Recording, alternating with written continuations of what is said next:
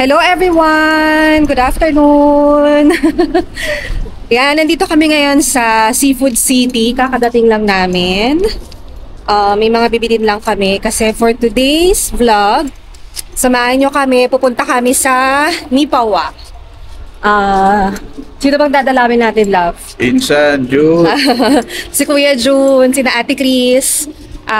I-visit namin sila ngayon sa Nipawa kasi doon sila nakatira. In-invite nila kami. Doon kami matutulog for 2 nights. 3 days, 2 nights. 3 days, 2 nights, so diba? Sleepover. Okay. Ayan, dinala namin may dala kasi kami yung backpack. Tapos yung drone, dinala namin iniwan sa sasakyan kasi delikado. Wow, ang sarap. Tiempo and all.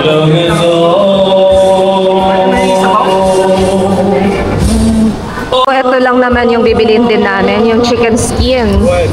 Yan. Ayan, masarap yung chicken skin nila eh.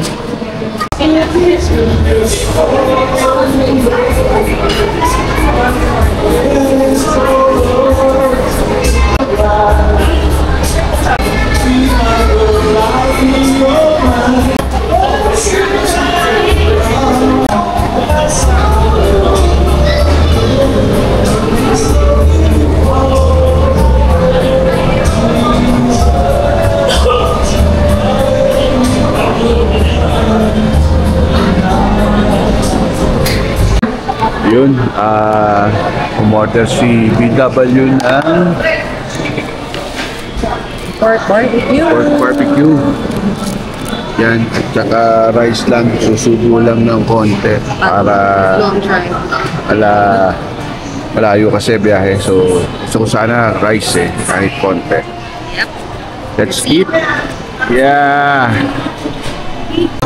Tikman natin.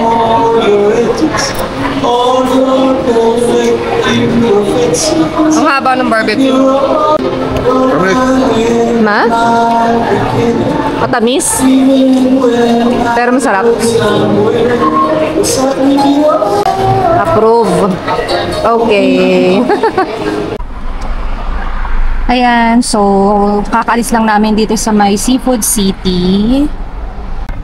On the way na kami to Nipawa. Driving muna ang love ko. Driver na bodyguard pa. Siya muna ang driver. Habang siya pa lang ang pwede mag-drive ng solo. Yeah. Okay. Medyo traffic lang. Dito actually sa may McPhillips area, traffic kasi may mga ginagawa sa kalsada. Ang ganda ng daan na dito, oh. Wala na masyadong bahayan. Dito na kami sa may Pipeline Road. Tapos, ang labas niya ay perimeter highway na. Yun. Okay. God bless our trip. Big love.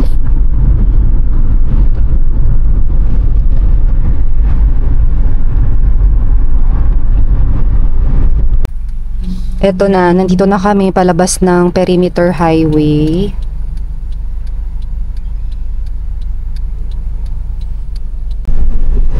Palalabas lang ng perimeter. So, dito pala maximum 100 ang speed.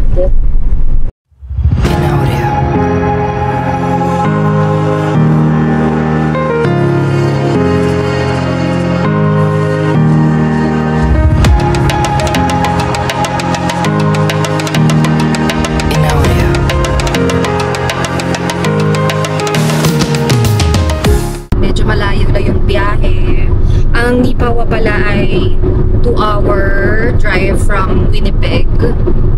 So, ito ang estimated time of arrival namin is at 6:36 p.m. Currently, it's 4:40 p.m. Kakapasok lang namin ng perimeter highway. Ayan.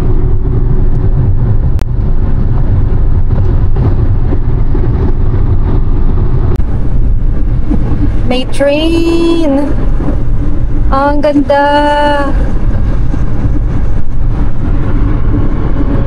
Ano kayang train to? Prairie Central! Wow! ganda! Ang ganda dun, no? Diba? Lalagpasan pala namin yung ano, sa Portage La Prairie. Dadaanan.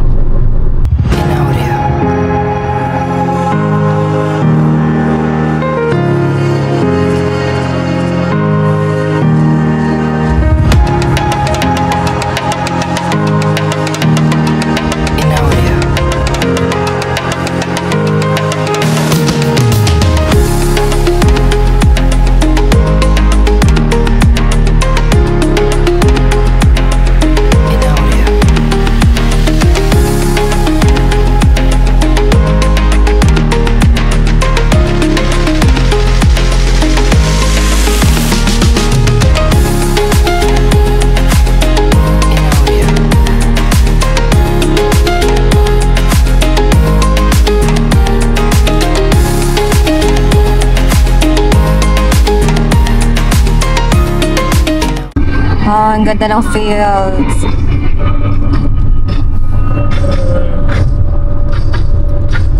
Tuloy-tuloy lang ang drive.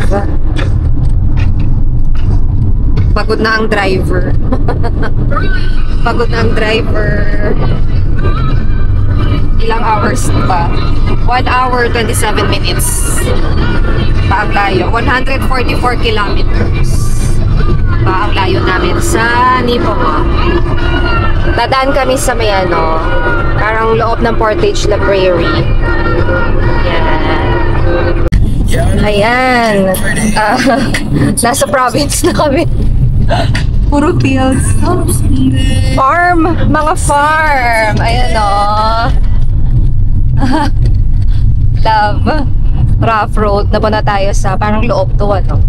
Yeah. Pero ang ganda.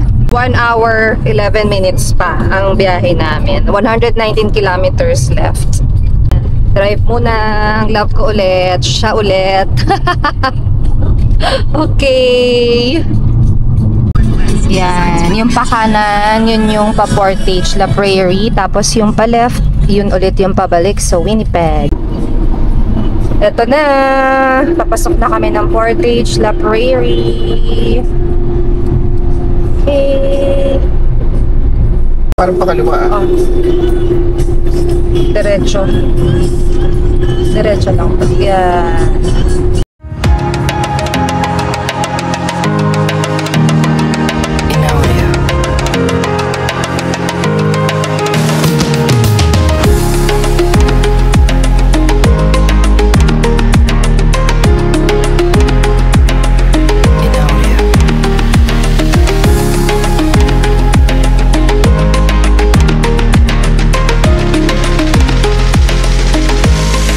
Hello again!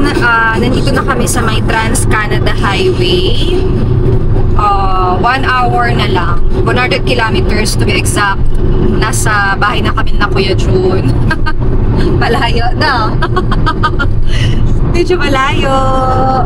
But anyway, gaano ba kalayo to, love, kapag sa Pinas? Baguio. Parang Baguio na daw. From Winnipeg. Cavite. From Cavite. Oo. Cavite to Baguio.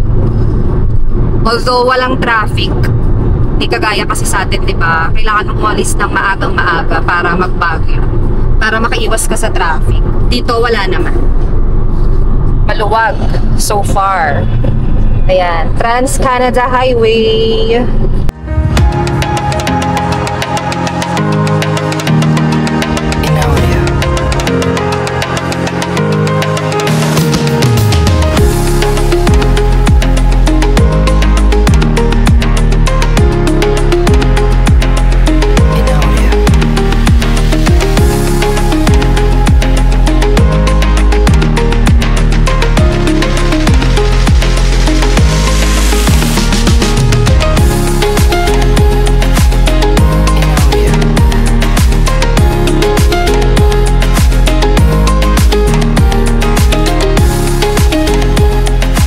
...25 minutes na lang na drive at nandun na kami sa bahay ni Kuya June sa Nipo. Sabit na. Yeah. 36 kilometers na lang. Lapit na. Malayo na pero malapit na. Ayan, dito medyo marami na sasakyan. Nandito nga pala kami sa Yellowhead Highway. Yung tinatawag na Yellowhead Highway. Yan. Kanina kasi dun sa parang Trans-Canada, malalayo yung agwat ng mga sasakyan eh, hindi gaano. Ngayon medyo madami na rin. Tapos napansin namin dito puro farm. Mga fields. Puro ganyan yung dadaanan pala papunta ng Niphawa. Okay, enjoy naman ng love ko mag-drive. Ayos. Napasubo ng di oras. Ayan. Maya-maya lamang ay magkakasama na kami na Kuya June at ni Ate Chris. Yan, update namin kayo mamaya pag nandun na kami. Alright. Ayan, malapit na kami. 9 minutes, 9.2 kilometers na lang yung layo namin. Ang ganda ng daan, no? Yung mga nadadaanan namin. Diba? Ang ganda ng view. Oh, ito pala yung tinatawag na highlight. Marami daw mga Pinoy na ano dyan, mga employees. Highlight. Oo nga, ang laki ng company. Laki ng ano nila. Planta. Mainit pa. Okay, ang ano pala ngayon, ang temperature ay plus 23. So, mainit, 'di ba? Niphawa, 2 kilometers. Lapit na kami. Finally. Yan, 7 minutes. Ito na, may mga bahayan na. Welcome, Niphawa. Land of plenty. Ayun yung sasabi kayo, June. Land of plenty. Mountain Avenue. Niphawa. Continue on Mountain Avenue for 1 kilometer. Okay.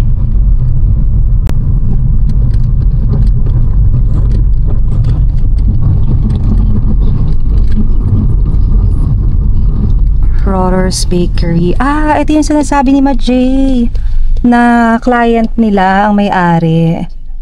Rotter's Bakery and Pizzeria. Always fresh. Pinoy ang may-ari. Yan. Oh, ang ganda. Ayun, may liquor mart, oh. Parang ang ganda ng community nila, no? Parang napaka-peaceful. Tahimik lang. Laid back dito ang living. Yan. Oops. 100 meters, turn right onto Beautiful Plains School Division. Oh. Seeds and Sprouts Early Learning Center. Okay. Diretso pa Turn right onto tayo. William Street. Dyan sa may puno. Kakanan. Tama ba? Yan. Yellowhead Center. In 400 meters, your destination will be on the right. Okay. Yan. Straight ahead na lang. On the right eh. Oo. Straight ahead tapos sa right na yung bahay ni na Kuya. Tahimik dito, no? Love kiss. Ano yung love? Wala. Lapit na tayo. Ay, ito. Ang ganda ng ano. Sa school. Ba? Soccer field. Tahimik lang. Saya. Okay. Oh. Your destination is on the right. Where are we?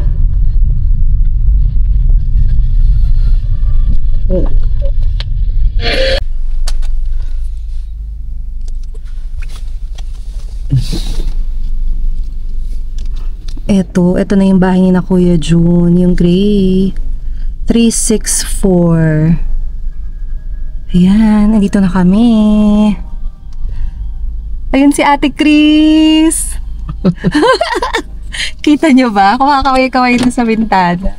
Ayan, baba muna kami. Ito na ang may-ari ng bahay. Napunta sila sa town namin. Oo, ang sarap dito, ang lamig. Diba?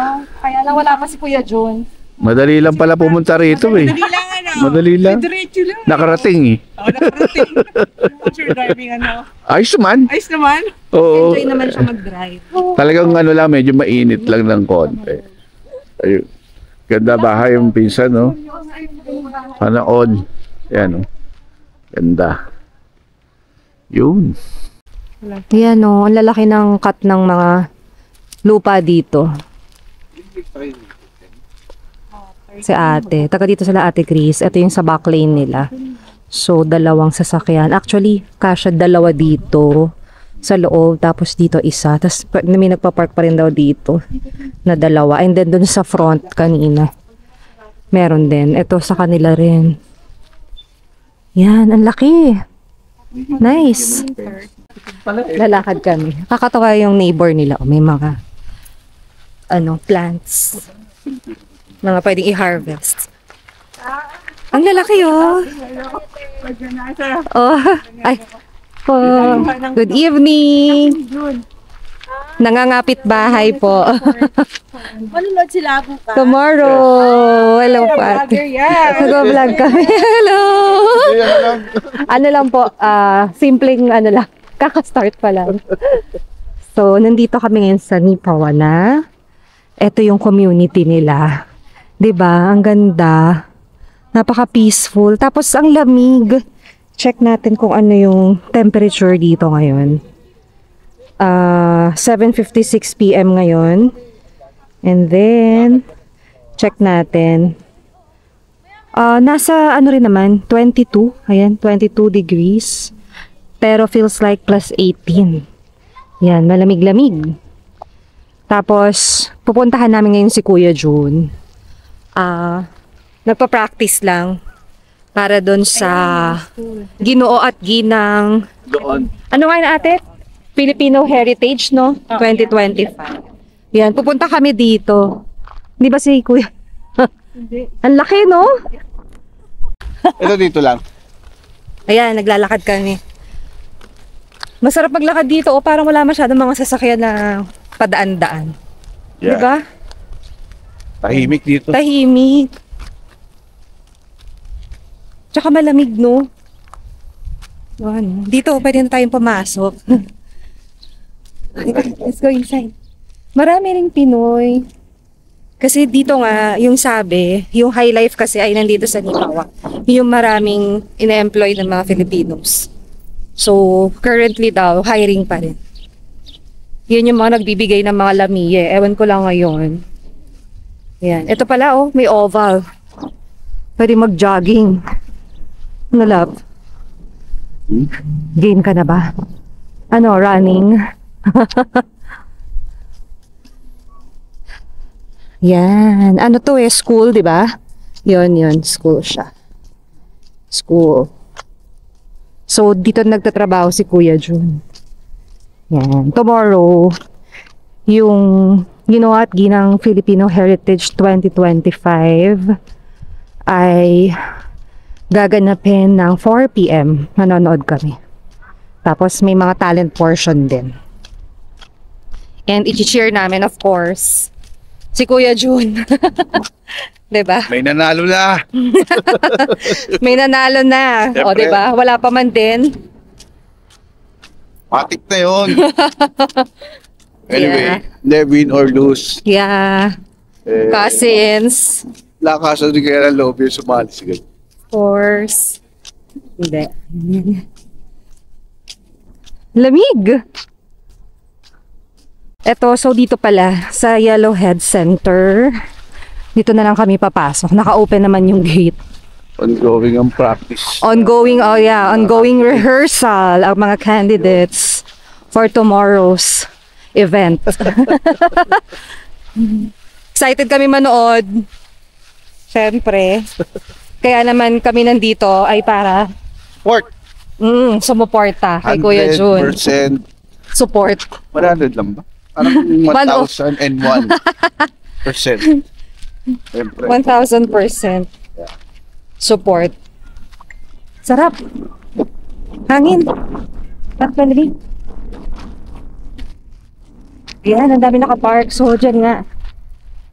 Yan. Si Kuya Jun ay nagre-represent sa Calabar Zone.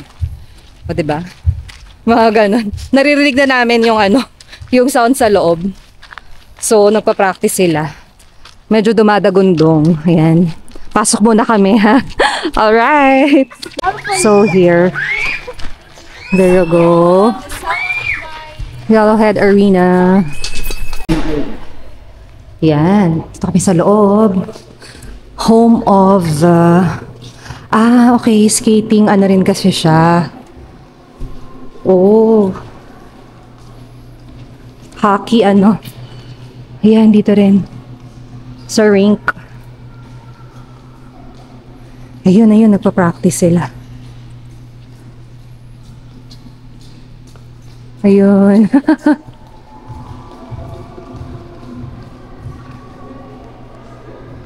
Parang gasolina yun, ah.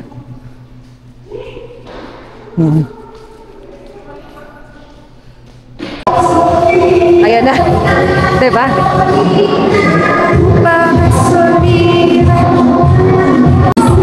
So, eto, nagre-rehearse nila. Tomorrow na namin. Ano lang to, glimpse.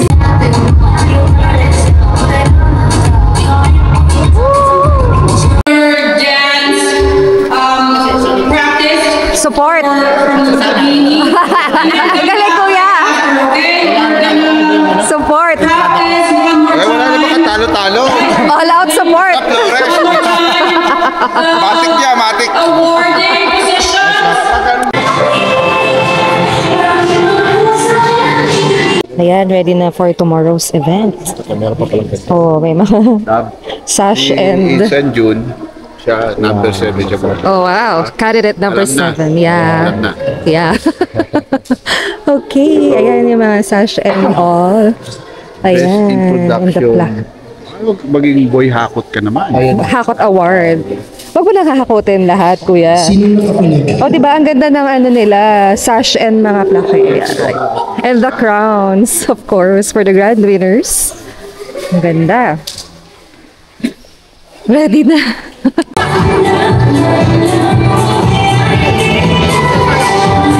Yes, so kakatapos lang ng rehearsal ni na Kuya Jun for tomorrow's event. Siguro hanggang dito na lang muna yung vlog namin for today. And samahan nyo kami sa next vlog namin. Thank you, good night! Thanks for watching! Don't forget to like, comment, and subscribe. Make sure to hit that notification bell so you don't miss any future content. We hope you enjoy this video. See you in the next one!